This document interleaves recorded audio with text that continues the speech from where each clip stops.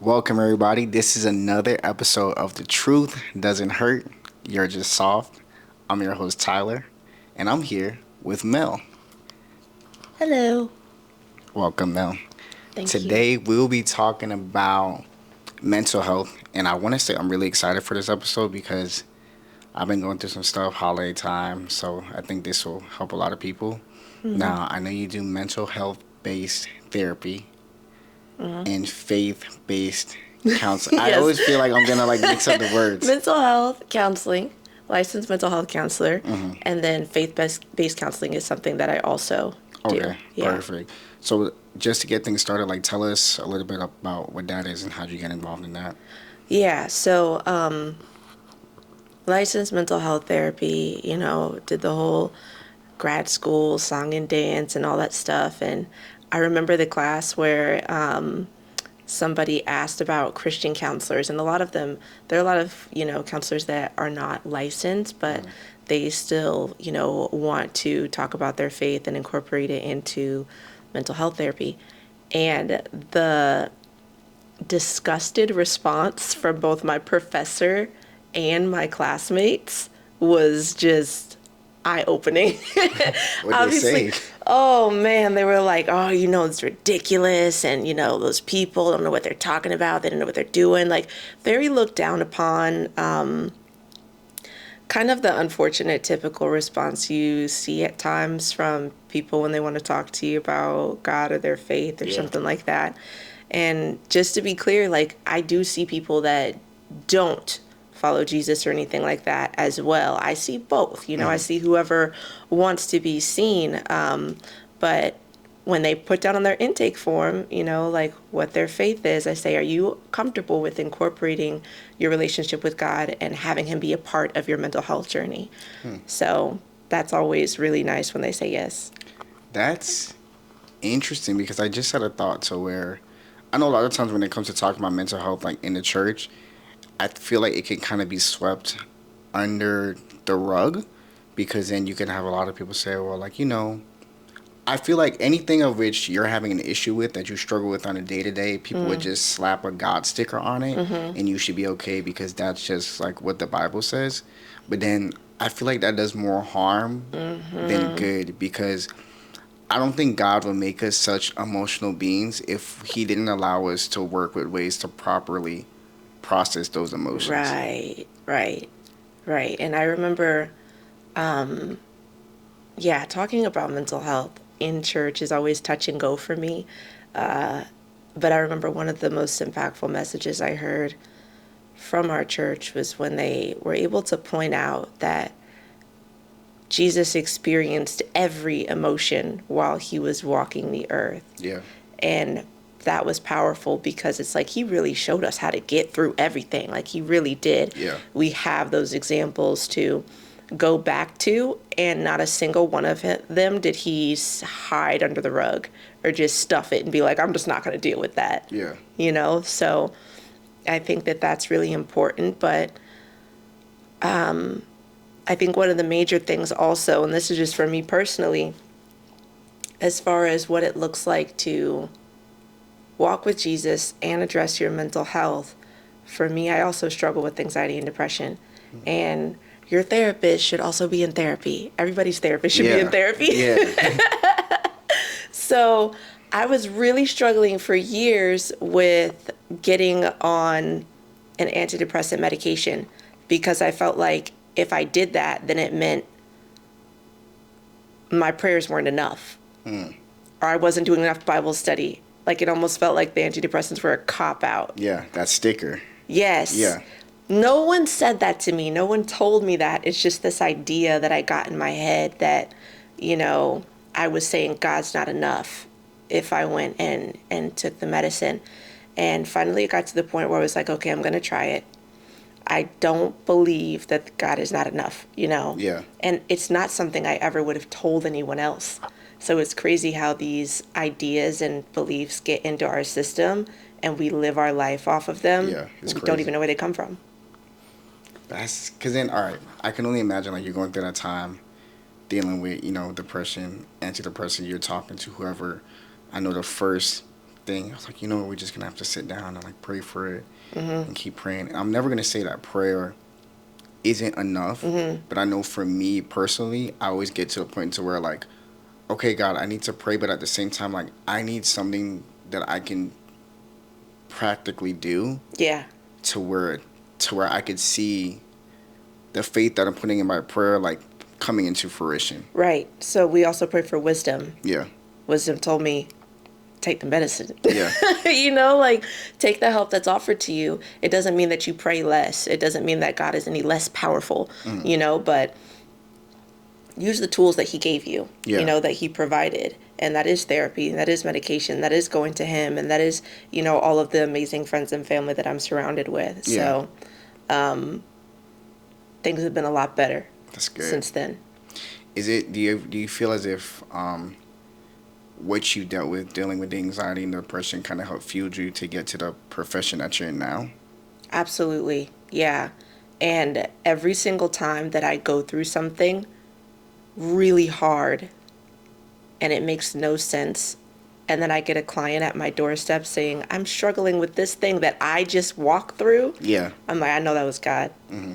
He always puts a purpose in the pain, and that has happened to me repeatedly. And I'm just like, that's one of those moments where I'm like, it's good to know I'm exactly where he wants me to be. Yeah. You know, it's interesting you say that because I feel like that's one of the biggest things with my own mental health that I have like an issue with, and I try to remind myself of that. Like, I had a friend one time told me, sometimes the biggest thing that you could be going through life isn't even meant for you. Mm-hmm. And I think it's kind of hard to think of it that way in our human mind because it's just like, I think a part of me is almost like, okay, God, I went through all this struggle. Mm-hmm. I had cancer, I have the cerebral palsy. Like, I already went through Mm-hmm. all this bad stuff. So my blessing has to be coming. So Right. it's almost like even through my struggle and, I'm going to God for the help that I need, there's almost this interior motive to where I'm just like, okay, like I'm going through all this stuff, but I know eventually I'll have my big house, whatever, and that's going to be my blessing. Yeah. And then I have to sit down and tell myself sometimes that that's not even the case. And I feel like mentally that's where it's kind of gets to me because then you might have something to where like say if I lost a job, like Right. last episode, Tasha lost a job, Mm-hmm. and then your job provides money, so you could provide for your kids. You got to feed your kids, Mm-hmm. and you need this money coming in. Mentally, that takes a toll. But Mm-hmm. then you read the Bible, and it's just like, oh, don't worry. Like the birds and the sparrows, like they don't have nothing to worry about. Yeah. With God, I'm not a bird and a sparrow. I got bills to pay. Yes, I got bills. So I think stuff like that is really tough for me. And one of my biggest things is just like I always want to see the why for that I went through something. Yeah. Or why I went through something, but I want the why to be something to where like I can be like, oh, look at this cool thing that I got. Yeah. And It's that's like I should hit the lotto any day now, right? yeah. So it's just to where like, especially working a field to where you're working with people who are in the faith and not in the faith. Like, what do you think is one of the biggest things that you've noticed that are like a big miscommunication between the two?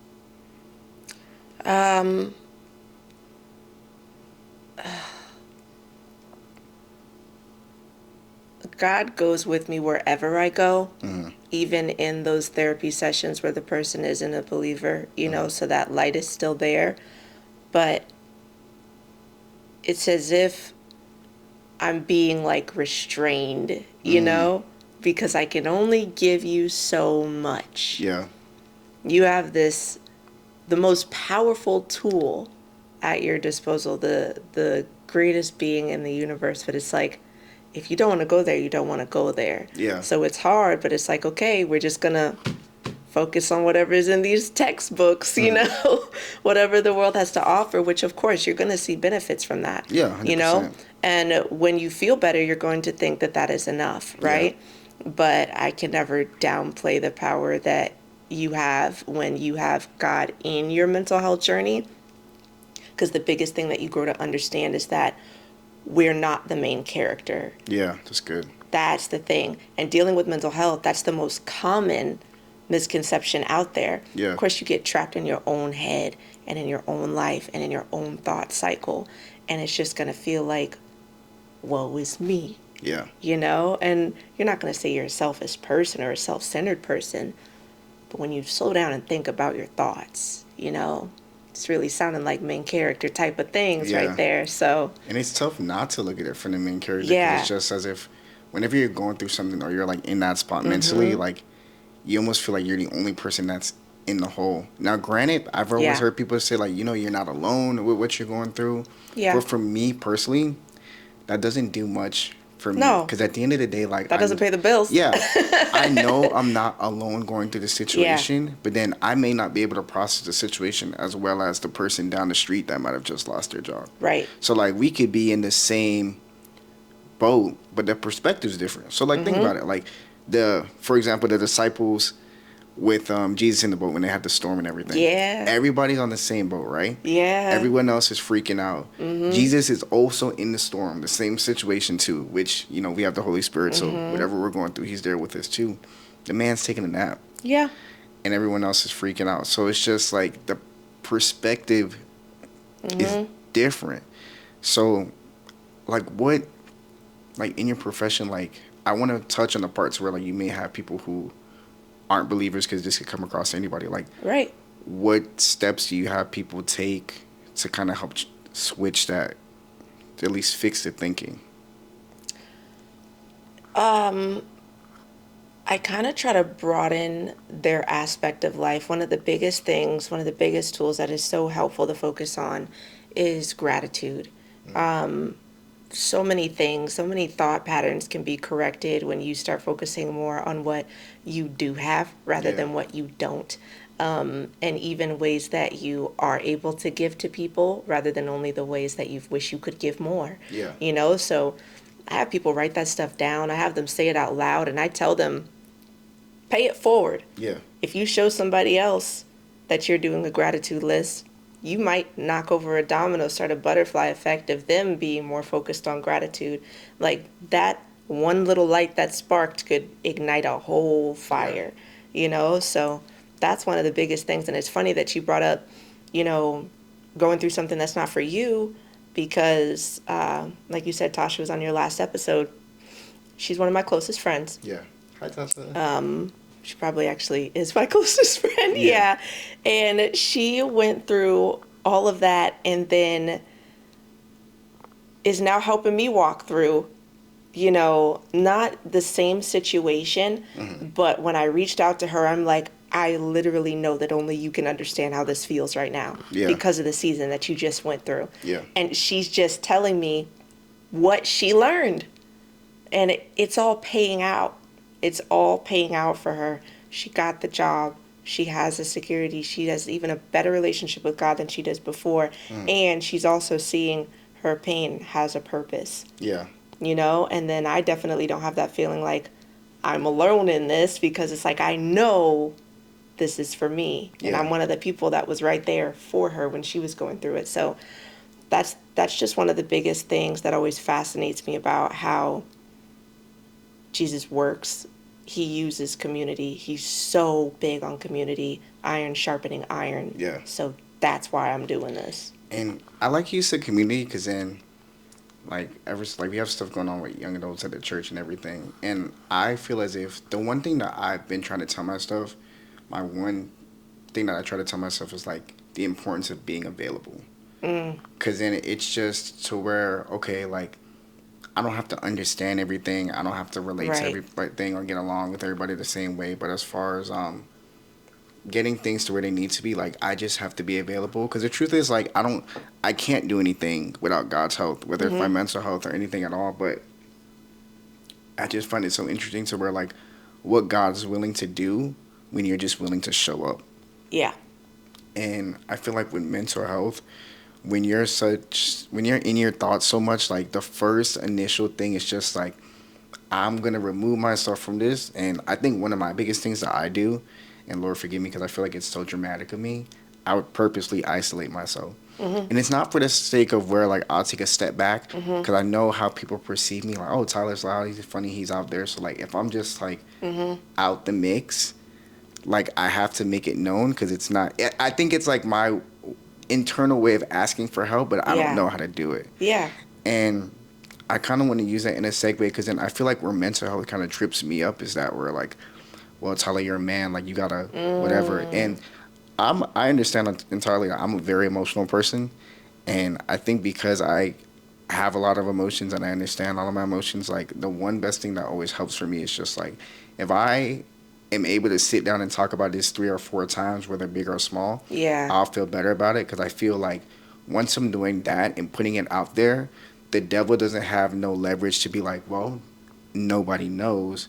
Shame, woe is you. But I'm just like, well, everybody knows, and the sun still comes up the next Yeah. day. So, and I know earlier we had talked about before we started recording. I'm glad you brought it up, but we were talking about like mental health for like men, but especially like black men. Like being a black man, I feel like we're kind of put in a position to where you just always have to be tough, Yeah. but then at the same time you can't be too tough because then you risk being like threatening. Intimidating. Yeah, so I Yeah. feel as if like you're in a weird place to where like you just can't allow yourself to love, not only just to love properly, but you just sometimes can't even allow yourself to be To be loved. loved Yeah. properly. So if you want to touch on that. Yeah. Yeah. 100%. So, getting more black men into mental health counseling is one of my top priorities of being in this field. Yeah. It's also a very tricky, mission because as you can see, I'm not a man. Yeah. you know, it's a population that is underserved, but not because I don't want to. There has to be a level of trust there. And systemically, that trust is not there, which is very, very understandable. The mental health field is also majority female still, female counselors, and then even fewer black female counselors, and then even fewer black men. Black man. Yes. So they want to talk to someone that looks like them, as they should. That's what's most comfortable. But I understand that that's not always available. I tried to help Pat get a mental health therapist one time long ago. There was only one dude in the area.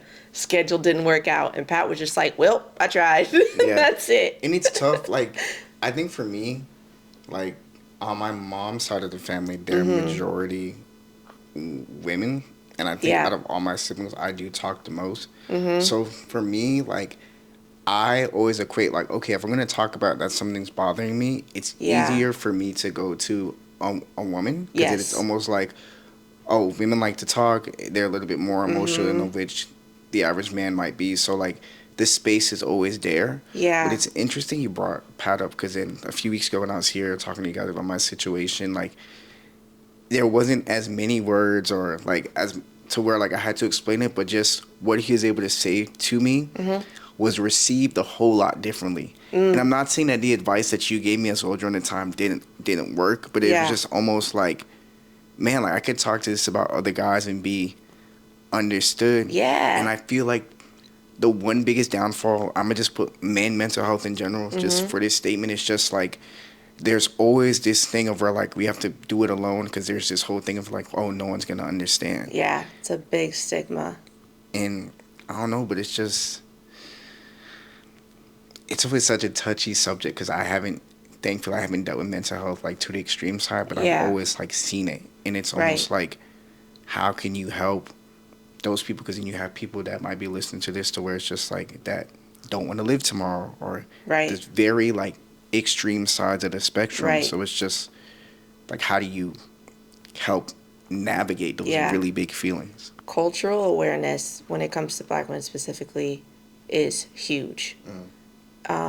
It's huge, so I am not a man, but I am black. Yeah. So there's that point of it. And then there's also communication between men and women. The communication styles are different, So no, I'm not going to expect them to pour out their feelings, and I'm not going to push them to do that either. I have to meet them where they're at. And that's just a mutual respect thing as well, because that can be intimidating and scary for me too, or for them too. I can't just project that onto them. Yeah. Be like, get in touch with your inner self, like that.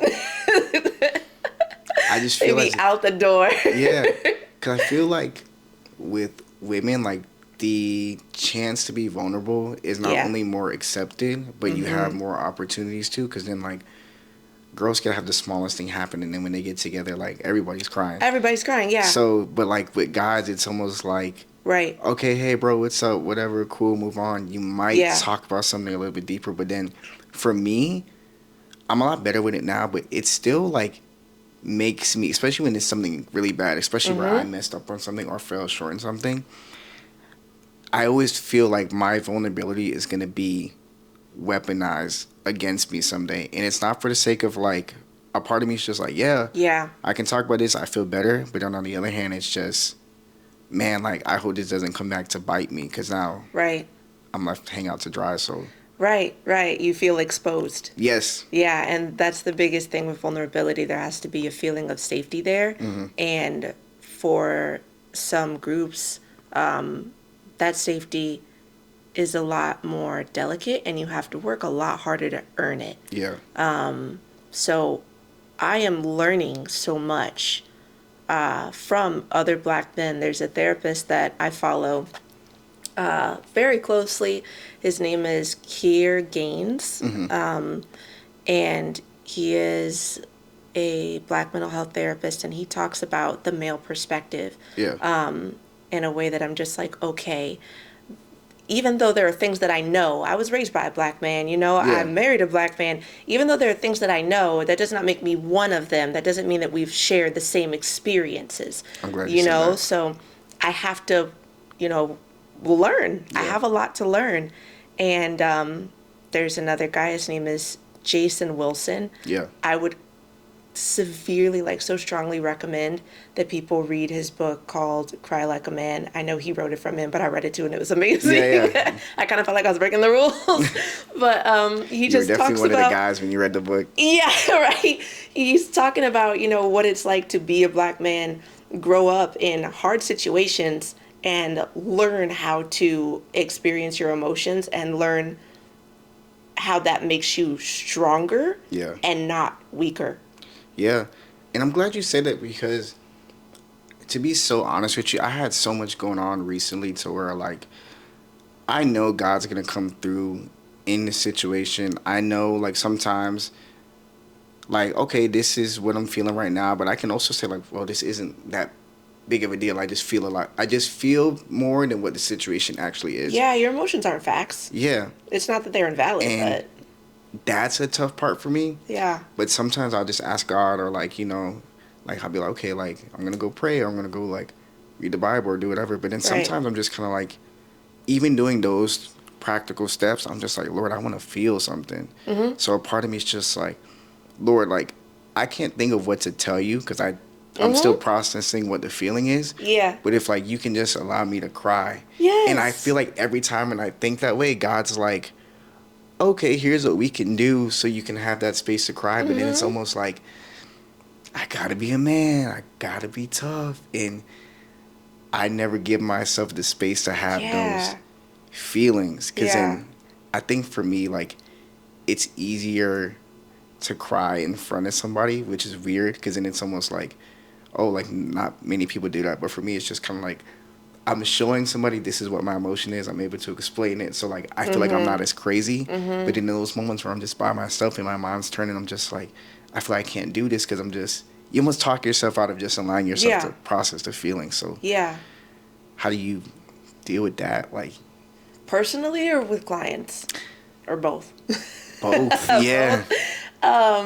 So, if you've never thrown a tantrum with Jesus, highly recommend it. Yeah. It's awesome. I'm just going to be like, look, I know everything's going to be all right. I know you'll get me through this. Yeah. I know.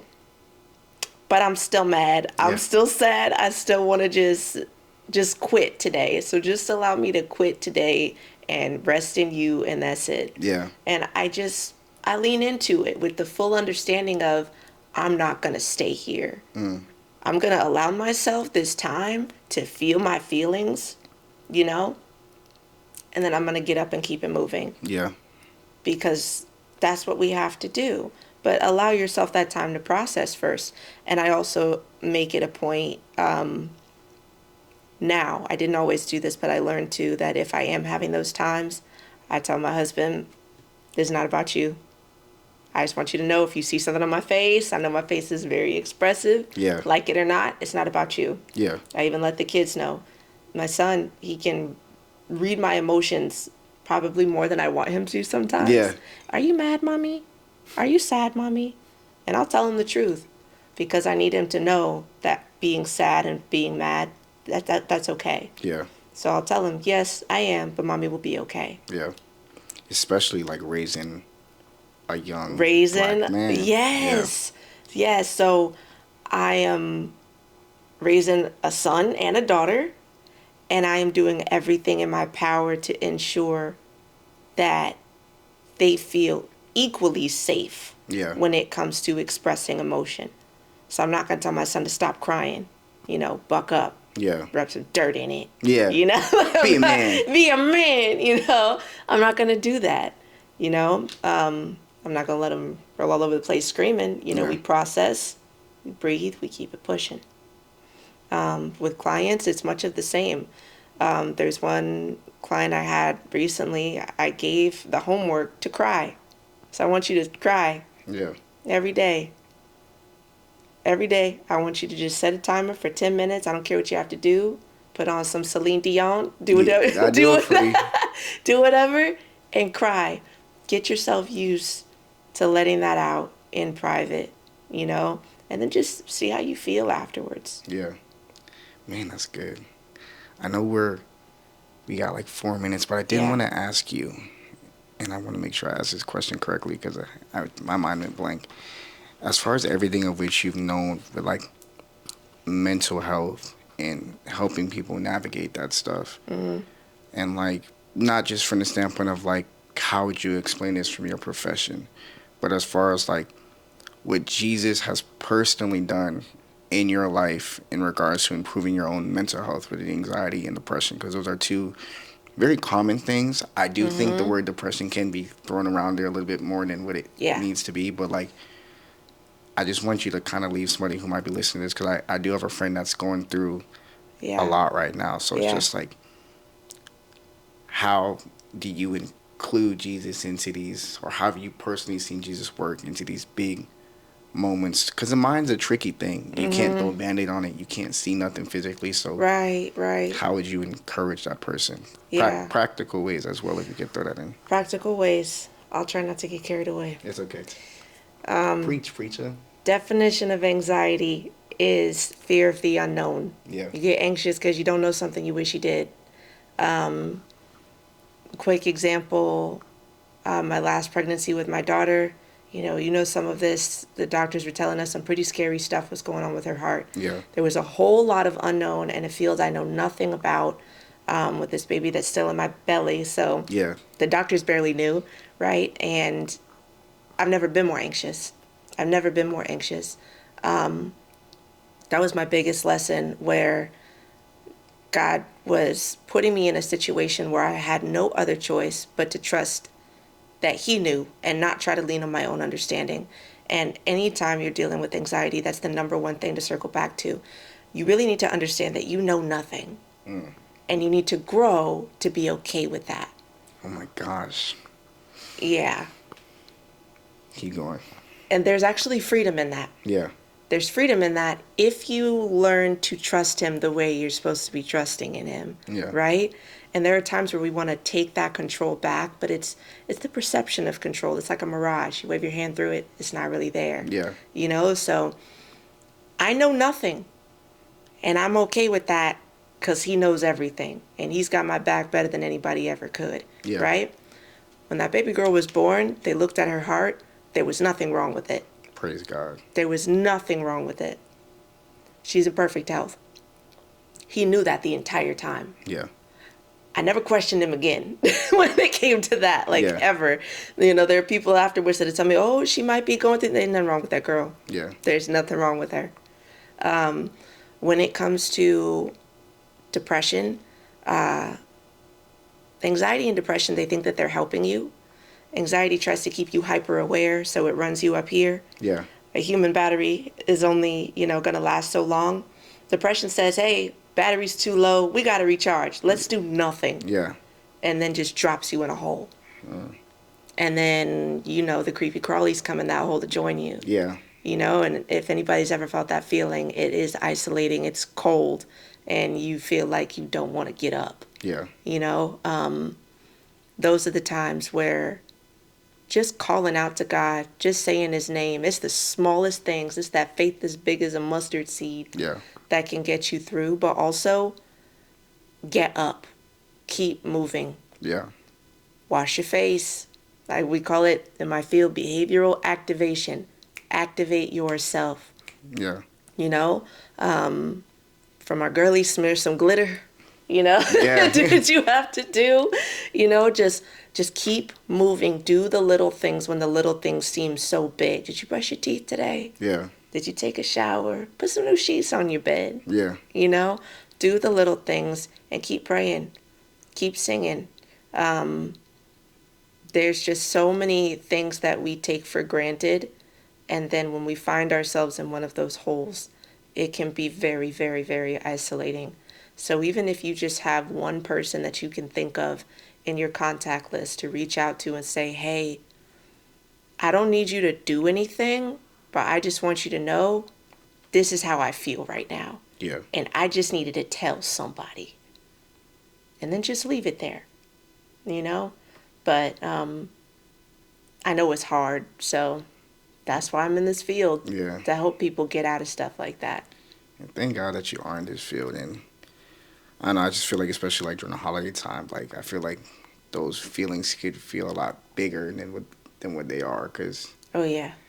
But Mel, as we wrap things up, I just want to say just thank you. Mm-hmm. Thank you for your willingness. Thank you for your heart. Thank you for being available. Yeah. And not only that, I just want to leave you with some encouragement. Like, you just have a way of connecting with people to where it provides like a comfort, but a comfort to where like I don't have to question it. It's not like, oh, like Mel seems cool. It's like, nah, like it's almost as if God's saying like, oh no, this is a safe space. Wow. And I've always felt like that from the moment I've met you and Pat, and I'm really appreciative for you both. Thank you so much. Thank you for coming on here. That is so sweet. Thank you. Of course. Well, everybody, this is The Truth Doesn't Hurt. Mel, thanks again. Yes. Everybody, love y'all. Till next time, happy holidays. Bye.